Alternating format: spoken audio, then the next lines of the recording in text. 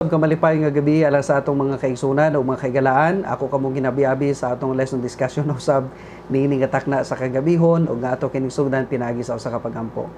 Dalaygon ka og dalampana namo nga Dios karon nga gabi ginahangyo namo ang imong pagpakiguban, ginahangyo namo ang imong giya samtang kami magapamalandong sa leksyon. Among ginapasalamatan ang pribilehiyo nga imong ginahatag kanamo ug nga sa gihapon among ginaampo ang among mga frontliners, ang among mga kaigsunan usab nga nasa balatian. Palihog o Dios ayuha sila tipigi usab ang ilang mga kinabuhi ug nga kami usab makabaton o kalig-on bisan pa sa pandemic crisis nga among ginatubang karon. Pasaylo kami sa among mga sala sa ngalan ni Jesus. Amen. So karon nga gabi mga kaigsuonan, duha ka mga subtopics ang atong hisgutan. Ang subtopic para karon nga gabi ug usab ang subtopic para ugma. Ang rason nganong atong paghisgutan ang subtopic para sa Wednesday kana tungod kay gusto nato nga hatagan gyud og dako nga panahon ang pagpaminaw sa mga sermons, mga wali o pipila ka mga pagpahinumdom sa atong mga pangulo sa mission, no, pinagi sa atong Hope Radio, sa atong Hope Channel o sa atong Facebook usab nga page dinha sa Hope Channel Davao. So ato man ang gina-share ang mga link niya na hinaot nga ugma mga kaigsunan ato kining dunganan sa pagtan-aw ang atong mga pangulo nga magasaysay sa mga pulong sa pagpadasig alang sa tanan usab. So karon nga gabi mga kaigsunan, ang atong subtopic sa May 5 Tuesday is the Bible and culture. So kining culture actually ato na ning nahisgutan po sa milabay nga mga semana kung inyo na notice nga somehow atong gi-elaborate dito ug atong nasabtan nga ang kultura do na siya effect ug do na siya influence usab sa mga pamaagi nga atong ginasabot ang balang nga kasulatan. Pero kining culture nga naa dinhi sa atong lesson, this is actually the biblical culture.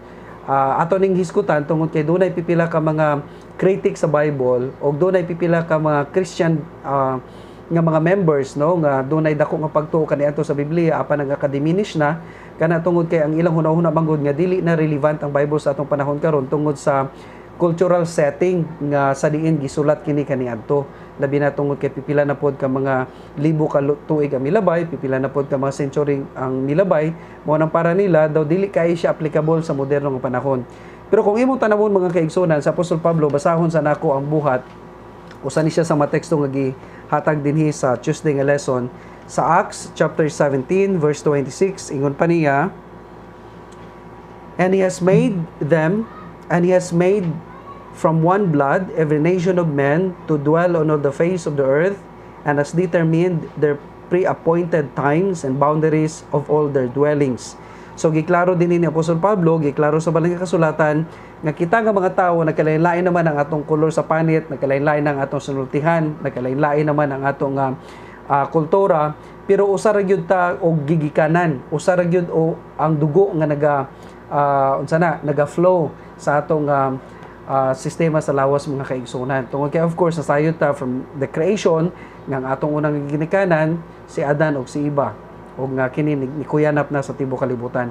Ug tungod niini mga kaigsunan, ingon ani ang pipila ka mga importante nga butang nga dapat nato mahibawan. Yes, ang balang nga kasulatan gisulat labi na kasagaran sa mga cultural setting kaniadto nga makita nato dinhi is panahon sa makatawhan sa Israel. Pero ang kamatuoran nga gisulti dinha sa Ginoo o ang mga instructions nga gihatag niya dito sa katawan sa Israel, wala nagapasabot nga kini na confined lang pod dinha sa Israel. Nasayod ta nga si Kristo ni anhi, of course dito siya sa nasod sa Israel gipakatawo, apan ang iyang katuyuan sa pag-anhi, sa pagpakamatay o sa kaluwasan nga iyang gidala, diri lang pod ni siyempre para sa katawan sa Israel, kundi para ni satanan. Maingon man usab sa mga balaod nga ginahatag sa Ginoo, although ang nahimo nga primary audience kini niini kaniadto sa panahon nga gibasa kini ni Moses maong katawan sa Israel, pero wala nagapasabot nga ang napulo ka sugo para lang pod sa katawan sa Israel, para ni satanan. Kasagaran no madunggan nato labi na maghisgot sa adlaw nga ipapahulay mo na sila nga well kanang Sabbath day para ra magyud na sa mga Hudiyo. Pero kung imong basahon na balang kasulatan, wala gyud tay mabasa nga ang adlaw nga ipapahulay gihatag lang sa Hudiyo o sa kultura sa mga Hudiyo, kundi ang balang kasulatan gihatag kini sa tanan. Okay? So mao ni dapat nato hinumduman mga kaigsunan nga yes, gihatag ni kaniadto sa mga panahon nga sa diin kasagaran sa mga naminaw mao ang katawan sa Israel, pero naga-transcend ang mensahe ni ini mga kaigsunan bisan pa sa atong kapanahonan karon ug sa umaabot nga mga panahon. ang mga katawhan nagakausab, ang mga kultura nagakausab. Pero hinumduman nato nga kamatuoran nga gihatag sa Ginoo sa iyang mga propeta kaniadto og sa mga katawhan niya hangtod karon, kini wala gyud nagakausab mga kaigsunan. So dili nato gamiton nga excuse nga para lang na sa katawan sa Israel ang pulong sa Ginoo. Para gyud na alang natong tanan. Well, may bawaan pud nato, no, doon na daghan nga mga hermeneutical benefits nga makuha nato kung atong susihon ang background sa culture nga naa din gi-employ sa balay nga kasulatan. Si Apostol Pablo doon na siya pipila ka mga instructions kaniadto, no, that we have to greet one another with a holy kiss. So doon ay mga kultura kaniadto nga ang highest form of courtesy nga ilang mahatag sa matag usa is pinaagi sa usa ka halok. Pero dili tanan nga kultura naga-practice niini. Kay kung imo ning dadon usab nga klase sa practices nga to sa uban nga para nila murag awkward kaayo nga dunay kiss nga imong i-express as a gesture of brotherly love sa usa ka individual, dili pud siya acceptable mga kaigsunan. So dunay pipila ka mga cultural setting nga gihisgutan dinhi sa balang nga kasulatan nga somehow dili applicable sa atong panahon karon, pero ang kamatuoran nga naa sa balang nga kasulatan very applicable gyud sa tanan nga mga panahon. So while it is true halimbawa ang holy kiss dili na siya applicable sa uban nga mga kultura, pero it is also equally true nga ang pagtinagdanay, ang paghatag og utmost courtesy o pagdinasigay sa matag usa himuon nato. Okay? So hinumduman nato mga kaigsuonan giingon gani diri sa atong lesson that though God spoke to specific generations, He saw to it that future generations reading the Word of God would understand that those truths go beyond the local and limited circumstances during which the Bible texts were written. So bisan tinuod nga kini nga henerasyon ang gihatagan sa Ginoo sa iyang mensahe pinaagi sa mga propeta kaniadto, pero lagi ang iyang kamatuoran niini mga kaigsunan ug ang application niini nag-go beyond sa local and limited circumstances. Okay? Gani dunay analogy nga gigamit diri sa writer, no, sa atong lesson sa Tuesday nga subtopic. Halimbawa daw kuno kining algebra. Ang algebra o sa kini ka branch sa mathematics nga una na invent niadtong 9th century AD, no, dito sa Baghdad, pero wala nagapasabot nga andunay katungod lang sa paggamit ni ini nga principle of branch of mathematics is ang taga Baghdad rapod. Kay kung imong tanawon halos tibuok kalibutan usab nag-apply niini. Mao man usab sa balay nga kasulatan mga kaigsunan, ha. So dili nato una-unaon nga do natay exemption, do natay unsa na, do natay excuse nga dili nato tumanon tungod kay gihatag lang ni sa usa ka grupo sa tawo para ni sa tanan. Okay?